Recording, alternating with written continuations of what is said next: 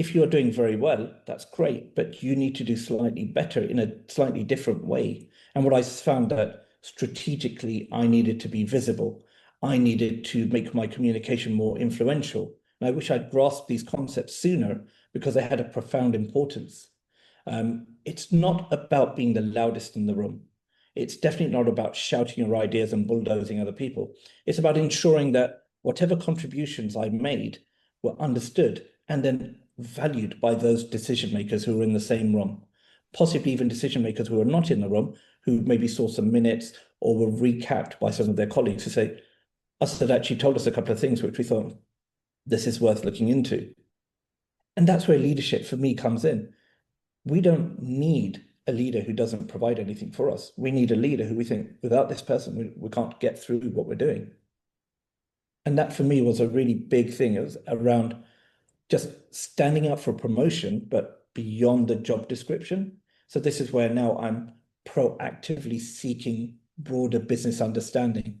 So I didn't just want to excel in my current role. I wanted to understand how my own function contributes to the overarching business strategy. In aviation, it's not just understanding flight operations, but grasping commercial applications or implications for route planning or the regulatory landscape. So being able to tie in what I'm doing back to the broader sphere of what the work is, and allowing the other departments, excuse me, to say, do you know what? Yeah, this guy knows what's going on. He's not just a cog. He understands that this cog does this and does that and does that. So that was one of the first things. In order for me to do that was just try and proactively seek those understandings.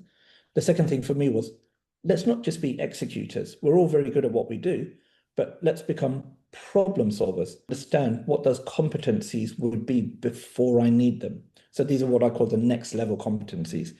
I will observe people I admire, whether they're leaders or colleagues. What skills did they have that perhaps I need to cultivate? So it really boils down to, you can talk the talk or you can learn to walk the walk.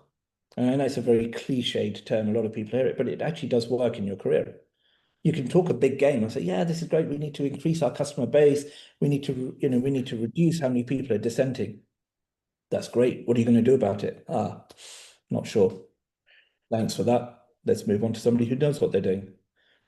Now, pitch that again with, we need to increase our customer base. We need to reduce our dissenters. How do you want to do that? Well, let's make it easier for our customers to do what they're doing, which makes them happier with us. Let's make it harder for them to leave us because we'll give them compelling offers when they say, I've seen another bank doing what they're doing.